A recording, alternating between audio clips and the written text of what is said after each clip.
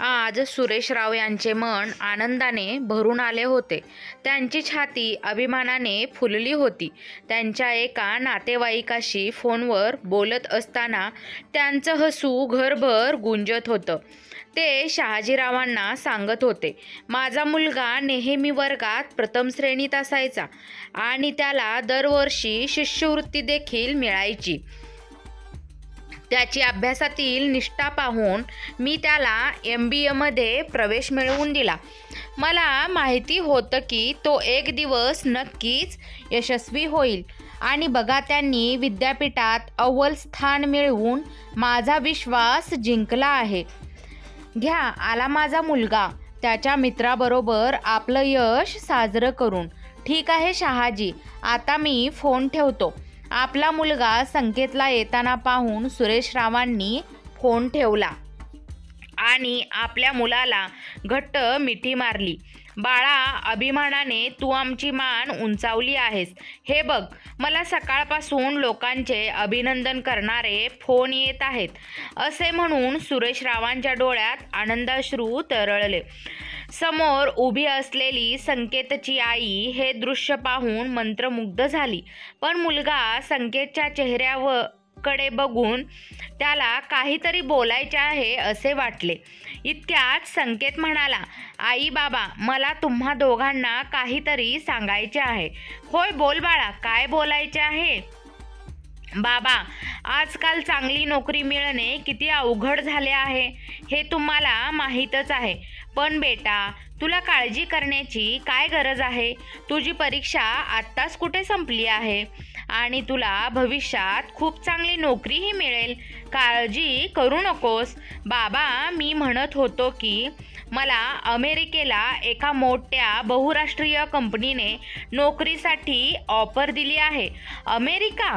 हे ऐकून संकेतचे आई वडील दोघेही क्षणभर स्तब्ध झाले.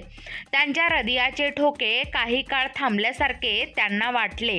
मग स्वतःला सांभाळून त्याची आई त्याच्या डोक्यावर हात ठेवत आपल्या मुलाला प्रेमाने म्हणाली, पण बेटा, अमेरिकेत नोकरी करायची काय गरज आहे? तुला इथे खूप चांगली नोकरी मिळू शकते. असे सांगितल्यावर संकेतला आपल्या आईचा राग आला. त्याने आईचा हात जोरात झटकला आणि रागाने म्हणाला, म्हणूनच मी तुम्हाला हे सांगायला घाबरत होतो. मला माहिती होतं की तुम्ही लोक हे नाटक सुरू कराल. तुम्हा लोकांना हे चांगलंच माहिती आहे की मी परदेशात नोकरी करण्याचा माझा खूप दिवसापासूनचं स्वप्न होतं आणि आज ते स्वप्न प्रत्यक्षात उतरणार आहे. तेव्हा ही संधी मी सोडू शकत नाही. संकेतचे हे बोलणे ऐकून त्याच्या आईवडिलांच्या डोळ्यात एक विचित्र उदासी दिसू लागली. आनंदाचे वातावरण एका क्षणात दुःखाचे झाले होते. दोघेही एकमेकांकडे शांत बघत होते. तर संकेत आपली गोष्ट बोलून त्याच्या खोलीत निघून गेला होता. संकेतचे आई वडील मात्र काळजीत बुडाले असतानाच दोघांनीही आपले जुने दिवस आठवू लागले. लग्नानंतर 8-9 वर्षांनी त्यांचा मुलगा संकेतचा जन्म झाला होता. असा एकही डॉक्टर शिल्लक नव्हता ज्याची आवश्यकता नाही घेतले. असे एकही मंदिर शिल्लक राहिले नव्हते जिथे त्यांनी डोके टेकवले नव्हते. बराच काळ लोटल्यानंतर त्यांना मूल झाल्याचा आनंद मिळाला होता. अचानक संकेत जन्मल्यापासून आतापर्यंतच्या सगळ्या आठवणी एखाद्या चित्रपटासारख्या त्यांच्या डोळ्यासमोर येऊ लागल्या. संकेतची आई जड अंतकरणाने म्हणाली, लहानपणी संकेत मला त्याच्या नजरेआड जाऊ देत नव्हता आणि मी ते दिसले नाही तर तो घर डोक्यावर घेत होता.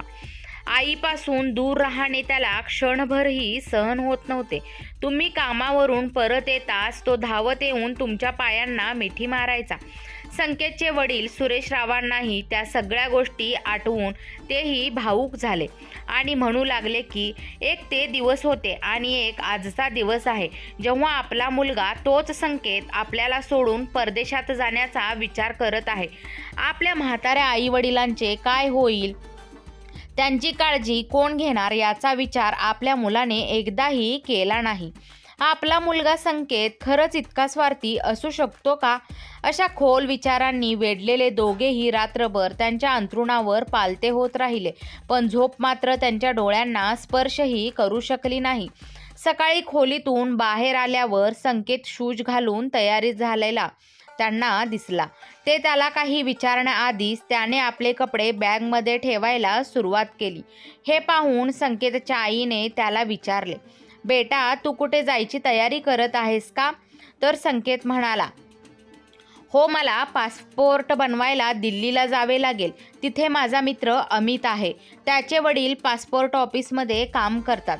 मी त्यांच्याशी बोललो आहे. नियुक्तीपत्र येईपर्यंत हे काम पूर्ण करून घेतो. या निमित्ताने मी काही दिवस माझ्या मित्रासोबत दिल्लीला फिरायलाही जाणार आहे. संकेतचे बोलणे ऐकून त्याची आई त्याला चहा नाश्ता देण्यासाठी स्वयंपाकघरात गेली. वडिलांनाही खूप प्रेमाने विचारले, बेटा एक गोष्ट सांग, परदेशात जाणे इतके महत्त्वाचे आहे का?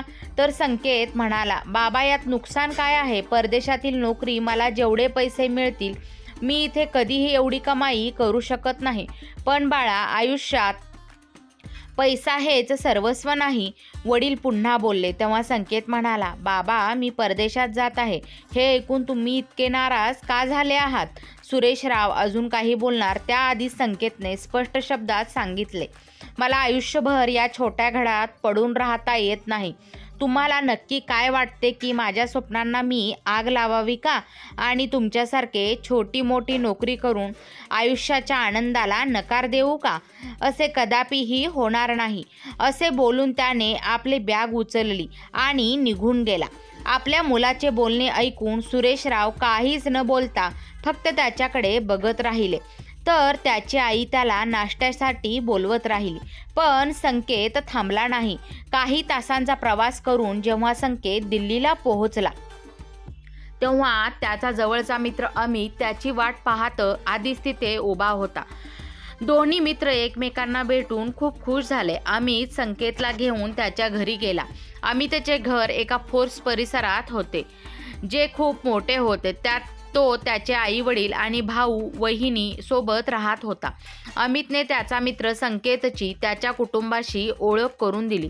अमितने वडिलांना सांगितले, संकेतला परदेशात जायचे आहे, त्यामुळे पासपोर्ट संबंधित औपचारिकता पूर्ण करण्यासाठी तो दिल्लीला आला आहे. अमितच्या वडिलांना बहुधा ही गोष्ट आवडली नसावी.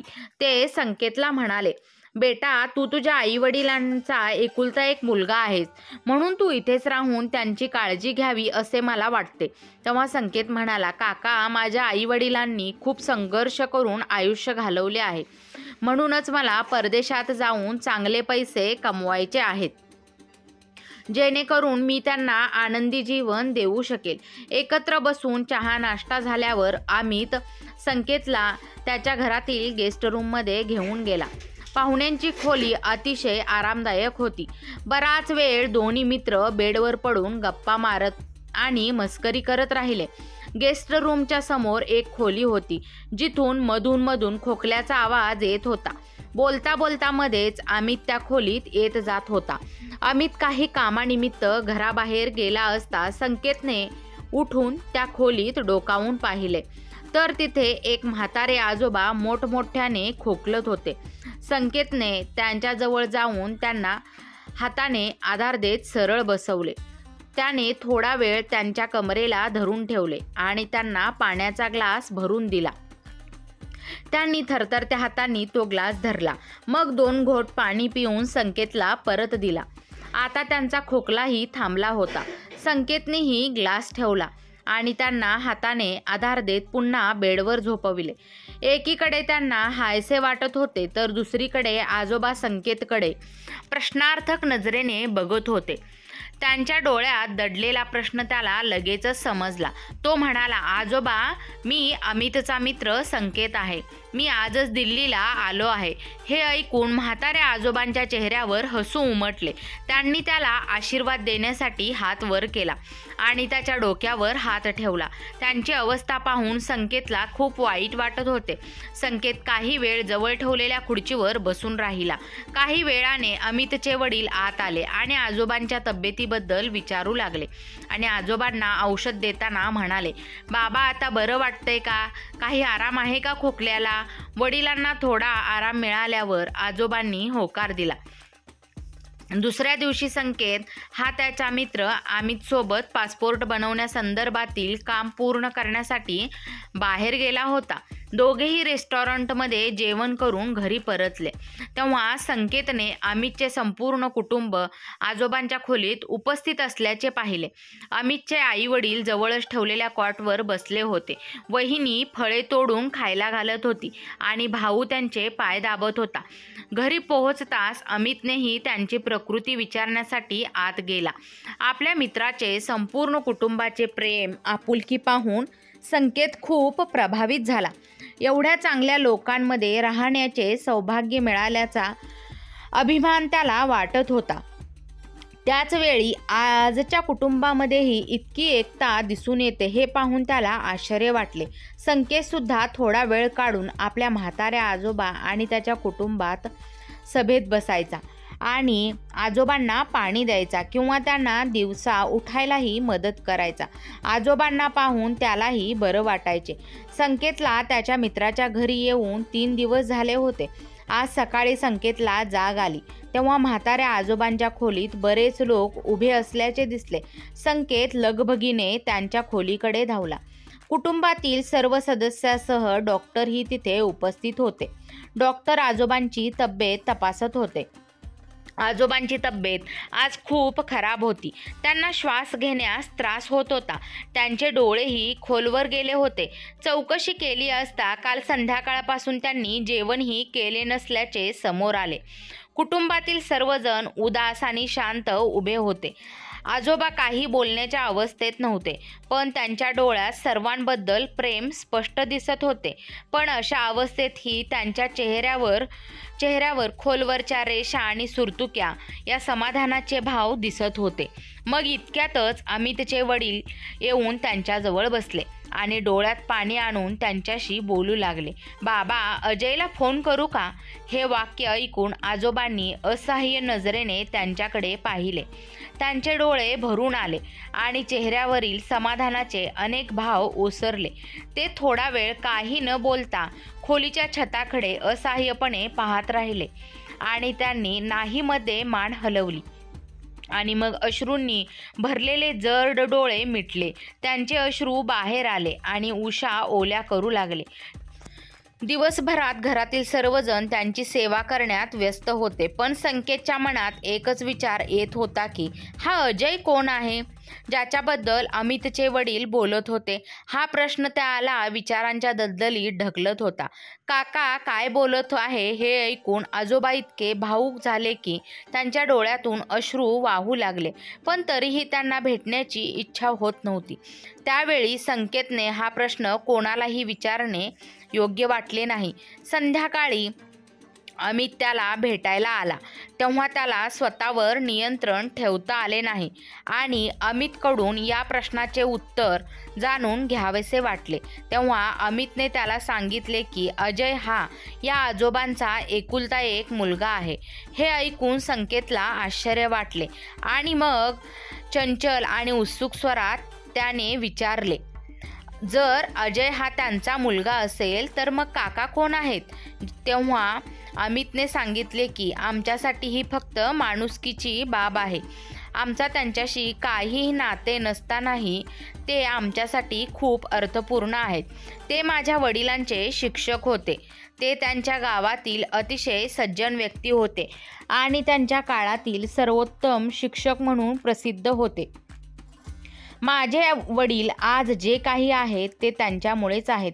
माझ्या वडिलांकडे शिकायला पैसे नव्हते तेव्हा त्यांनीच एक पैसाही न घेता माझ्या वडिलांना शिकवले. माझ्या वडिलांकडून त्यांनी एकही रुपया न घेता वाचायला तर शिकवलेच, पण त्यांची वाचनाची आवडही जागवली. दोन्ही मित्रांचे बोलणे ऐकून अमितचे वडीलही त्यांच्या खोलीत आले आणि संकेतशी बोलू लागले. संकेत बेटा, हे जग फार वाईट आहे.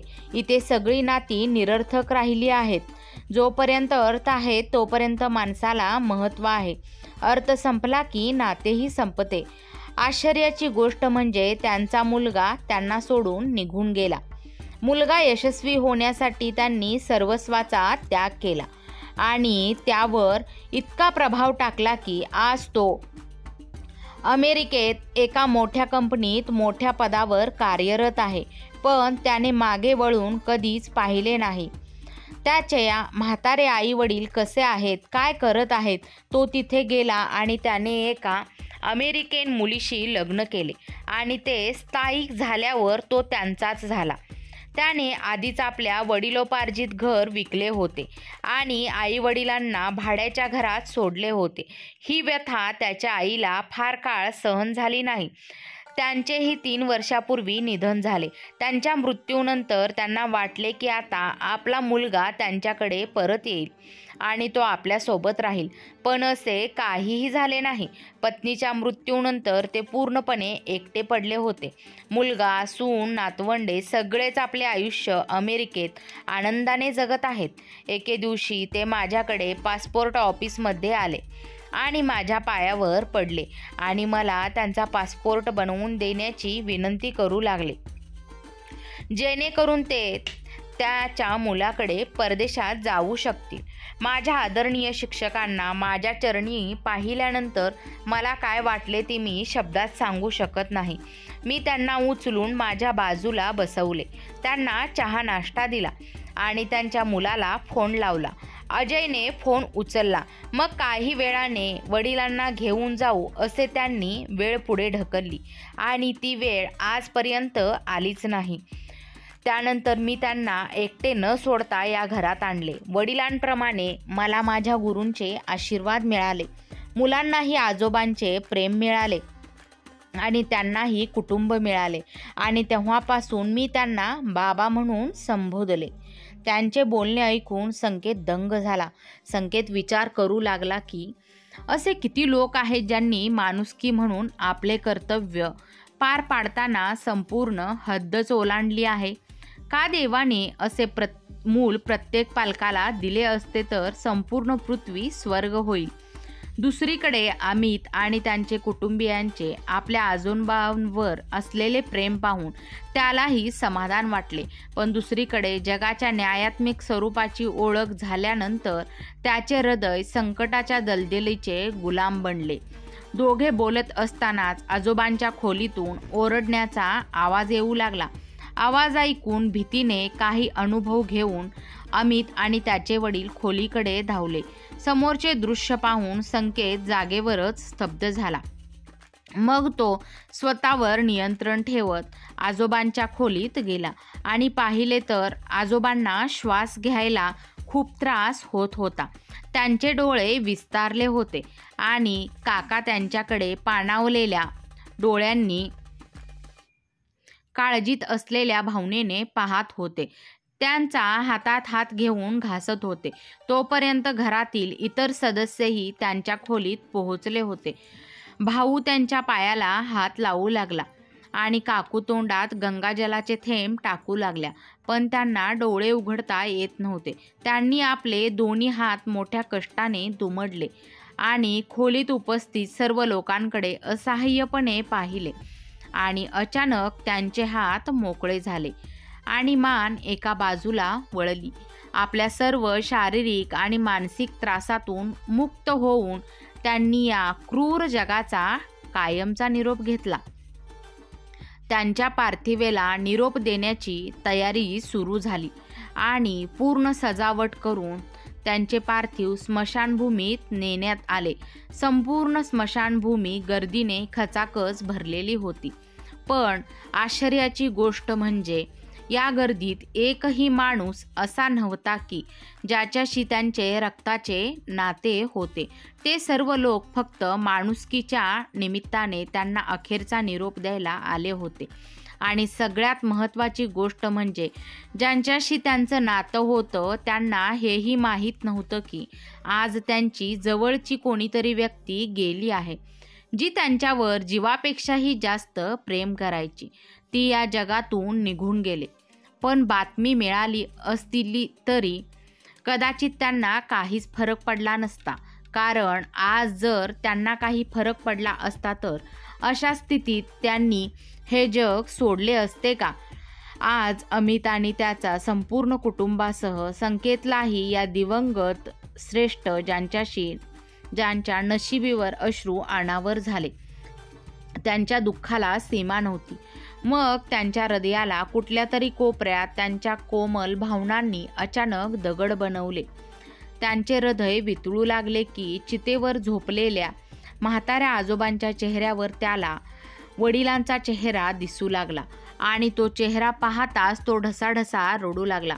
परदेशात जाण्याचे ऐकून त्याचे आई वडील दगडासारखे का झाले होते? त्याचे आई वडील त्याच्यासमोर हात जोडून परदेशात जाऊ नकोस अशी विनंती का करत होते? याचे उत्तर त्याला मिळाले होते. चितेला अग्नी देणे बाकी होते आणि हे काम अमितच्या वडिलांनी केले. चितेच्या धकधकत्या अग्नीत जड अंतकरणात ते राहून गेले होते. म्हाताऱ्या आजोबांच्या शेवटच्या निरोपासोबतच कदाचित संकेतही त्याच्या आईवडिलांबद्दलच्या कटुतेला अखेरचा निरोप देत होता.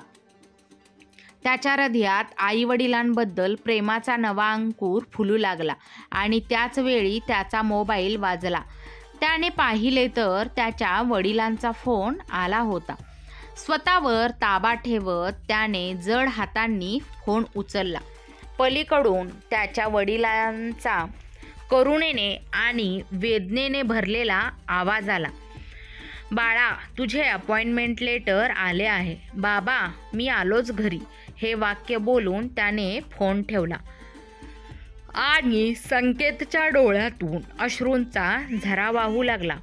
बरोबर 2 तासांनी तो रेल्वे स्टेशनवर पोहोचला होता. त्याचा मित्र अमित त्याला सोडण्यासाठी आला होता. संकेतने त्याला मिठी मारली आणि त्याचे आभार मानले आणि सांगितले की त्यांनी त्याच्या घरात राहण्याची संधी देऊन त्याच्यावर खूप उपकार केले, कारण तिथे राहूनच त्याला कुटुंबाचा खरा अर्थ समजला. काही वेळाने ट्रेन आली आणि संकेत त्याच्या घरी जायला निघाला. ट्रेनमध्ये बसताना संकेत विचारात बुडून गेला. तेवढ्यात समोरच्या सीटवर बसलेल्या एका लहान मुलाकडे त्याचे लक्ष गेले, जो त्याच्यात मस्तीत मग्न होता आणि त्याची आई त्याला पाहून मनातून आनंदी होत होती. कधी ते मूल पळून जायचे तर कधी आई त्याला सांभाळायची. कधी तो तिच्या मांडीवर बसायचा तर तो कधी बेडवर बसायचा. काही तासांच्या प्रवासात त्याला दिसले की त्याच्या आईने एका क्षणासाठीही आपल्या मुलापासून आपले लक्ष दूर केले नाही. हे सर्व पाहून संकेतच्या आईच्या आणि निस्वार्थ प्रेमाची आठवण झाली. तेव्हा संकेतने त्याच्या भविष्याचा निर्णय घेतला होता. तो निर्णय घेऊन त्याने मनावर ठेवलेले ओझे फेकून दिले. ट्रेनच्या बाहेर पडताना त्याच्या चेहऱ्यावर वाहणारा सोसाटचा वारा त्याच्या निर्णयाचे कौतुक करत होता. त्याच्यासोबत त्याच्या हृदयात आईवडिलांबद्दल त्याचे प्रेम दृढ होत होते. त्याला या जीवनाचा अर्थ आणि मूल्य अधिक खोलवर जाणवत होता. काही वेळाने जेव्हा संकेत त्याच्या घराबाहेर पोहोचला तेव्हा तो तिथे उभे राहून कधी गल्लीकडे तर बघू लागला तर कधी अगदी बारकाईने त्याच्या घराकडे पाहू लागला की हेच ते घर आहे का जिथे त्याचे बालपण गेले, जिथे तो आजपर्यंत राहत होता. पण मग आज हे घर बघून त्याच्या मनात एक वेगळेच आकर्षण का होतं? त्याच्या डोळ्यासमोर बालपण फुलू लागले. त्याच्या घराशी निगडीत सर्व काही त्याला आठवू लागले. त्याच्या मनातील भावनांच्या लाटा उसळू लागल्या. त्यानंतर त्याने दारावरील बेल वाजवली तर दुसऱ्याच क्षणी दरवाजा उघडला. दारात त्याचे आईवडील उभे होते. पण संकेतने त्यांच्याकडे बघताच त्याला कळून चुकले होते की या 4 दिवसात त्याच्या आईवडिलांनी चिंतेमुळे त्यांची तब्येत खराब करून घेतली होती. त्यांनी त्यांचे शरीर या 4 दिवसात जवळजवळ अर्धे झाले होते. त्यांच्या डोळ्यात त्यांचे दुःख स्पष्ट दिसत होते. त्यांची अशी अवस्था पाहून संकेतचे मन दुखू लागले. अचानक त्याची बॅग त्याच्या हातातून निसटून खाली पडली आणि त्याने आईवडिलांना घट्ट मिठी मारली आणि रडायला सुरुवात केली. पण संकेतला काय झाले हे त्याचे आईवडील समजू शकले नाहीत. दोघांनी त्याला असे रडण्याचे कारण विचारले, पण तो काहीच बोलू शकला नाही. तेव्हा त्याच्या वडिलांनी त्याचे अश्रू पुसत खिशातून नियुक्तीपत्र काढले आणि जड अंतकरणाने त्याच्या हातात दिले. संकेतने नियुक्तीपत्र हातात घेतले तेव्हा ते पत्र ओलसर होते. हे पत्र इतर कोणत्या कारणाने नाही तर आईबाबांच्या अश्रूमुळे ओले झाले होते. हे समजायला संकेतला वेळ लागला नाही.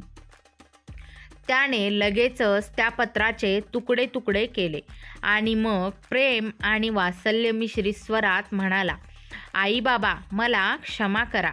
मी चुकलो. मी रस्ता भरकटलो होतो. आणि पुन्हा त्यांना घट्ट मिठी मारली. आज या घरात प्रेमाचे आणि आनंदाच्या अश्रूंचा महापौर आला होता. हे कुटुंब आता खऱ्या अर्थाने एकत्र कुटुंब झाले होते. त्याच्या नियुक्तीपत्राचे तुकडे याची साक्ष देत होते की आज संकेतचे हे वाक्य घरभर गुंजत होते की आता मी तुम्हाला सोडून कुठेही जाणार नाही. शेवटी संकेतला आपल्या आईवडिलांबद्दल असलेली ओढ जागृत झालीच. मुलांना शिकवण आईवडिलांनी का मोठं केले असते की त्यांना आयुष्यभर आपला मुलगा जवळ हवा असतो. मग मुलांच्या अशा एका निर्णयाने आईवडील पूर्ण तुटून जातात. मित्र आणि मैत्रिणींनो, तुम्हाला आजची कथा आवडली असल्यास चॅनलला लाईक, शेअर, सबस्क्राईब नक्की करा. कथा पूर्ण ऐकल्याबद्दल, वाचल्याबद्दल तुम्हा सर्वांचे मनपूर्वक धन्यवाद.